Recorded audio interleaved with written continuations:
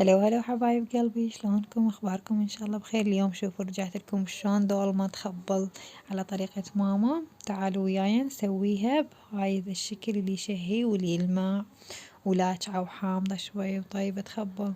وهنا هسه راح نبدي بالمكونات. هنا اول شي عندنا العضوض مالت السلق، خليناها باسفل الجدري. عندنا لحم مفروم راح نخليه على النار، وعندنا فليفلة طماطة بطاطا وبصل وثوم شي اكيد. وهنا عندي لحم راح اسويه شرائح، راح نخليه باسفل الجدر. وعندنا شي اكيد المعجون والدبس الرمان والزيت، وطبعا السلك ما ننساه. هنا اني قطعته شرائح راح اخليه باسفل الجدر. طبعا اني ماسكة التليفون بايد اصور وبايد قاعدة احضر. طبعا صورت لكم لقطات من عندها يعني بسيطة، لان اغلبيتنا يعني نعرف يعني مثلا مكونات الدولمة، بس حبيت اصور لكم الطريقة اللي نسويها نحنا. طبعا يجوز يعني بعض الأكراد يعرفون إنه هاي الطريقة. هنا فرمنا البصل والثوم بعد ما خلنا اللحم مفروم ينحمس شوية. طبعا أنا ما خليت لحم مفروم هنا هواي، لأن عندي بالحافظة مثل ما شايفين هنا حاطتها بيها لحم مفروم وبصلها. وهنا أني مثل ما شايفين يعني حطيت الثوم والبصل، ومثل ما قلت لكم الحافظة عندي بيها مفرومة خضروات ومعاها لحمهم يعني لحم مفروم. فنقلبها بهاي الطريقة شوية بس، يعني بقى يعني ما نخلي الخلطة عندنا تستوي كلش، لا بس شوي تشقر. هنا هسه نضيف الفليفلة والبطاطا عندنا اللي حفرناها بس وياها شوية. وهنا ثرمنا طماطة، بس الطماطة هنا فتحنا بصل وبطاطا وهاي. هنا هاي الخلطة اللي قلت لكم عليها راح اضيفها فوقها، يعني طبعا هاني بعد النار مشتغلة عندي يعني ما طفيتها، راح اخليها بعد شوية يعني تخلونها نقول شلون يعني نص استواء، تخلونها تصير وبعدين تطفونها. بس هيج راح تنطيكم الدولمة طعم كلش طيب، يعني ما راح تظل تنطيكم طعم الخضروات بيها وهاي. وهنا عندي معجون راح اخليلها، وشي اكيد البهارات الملح وفلفل اسود ولامندوزي ودبس الرمان راح نخليه. بس الطماطة ما نقليها يعني ويا الخضروات. بهذا الشكل راح تنطيكم الخضروات تستوي، واللحم يعني راح يبقى تازة يعني لما تاكلونه يعني. وهنا مثل ما شايفين هاني حاطة البهارات لامندوزي وشكر شوية وملح، يعني ذكرت لكم اياها. وش اسمه هسه راح خلينا الطماطة هام.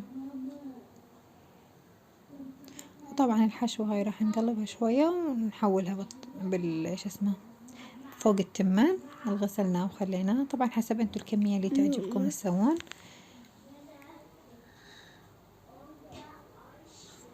ماما هذا وهاي بهذا الشكل هساني. هسه هنا راح نجيب الخلطة ونفرغها فوق التمن. طبعا بعدها حارة راح نخلطها بالمعلقة بالخاشوقة، شوفوا انتو شو تسمونها، الملعقة. نخلطها زين على مود تاخذ التمن طعم البهارات والخضروات. هنا مثل ما قلت لكم بس راح اضيف الزيت لين ما ضفت. وطبعا بالاخير اذا تحبون يعني من تفرغونها تقلون فوقها شوية زيت، هم تعطيكم طعم كلش طيب. وهنا طبعا بايد اريد احشي وبايد اريد اصور وما قدرت، فراح اكمل يعني شو اسمه حشوة الغراض وارجع لكم ان شاء الله. طبعا هاي هنا بين ما حطيت الخضروات هسه راح نبدي نلف السلك. وهنا خلصنا سلك، طلعت عندي شوية خلطة وخليتها فوقها. وهنا سويت اني مي ومعجون وشوية دبس الرمان وهم ملح شوية ولامندوزي شوية ورشة شكر، بس مو تكثرون بالشكر، رشة بالخلطة ورشة بالصلصة منه. طبعا هنا نخليها تنقلي كلش زين، وبعدين نخلي المعجون والمي والمعجون فوقها. الصلصة سويناها. وهاي هنا هسه مثل ما شايفين انقلت عندنا. لون السلق يتغير عندكم شوية، من يتغير لون السلق وتحسون ريحتها طلعت انه صارت تعطر بيدكم تصير كلش طيبة. هنا راح نخلي الصلصة سويناها.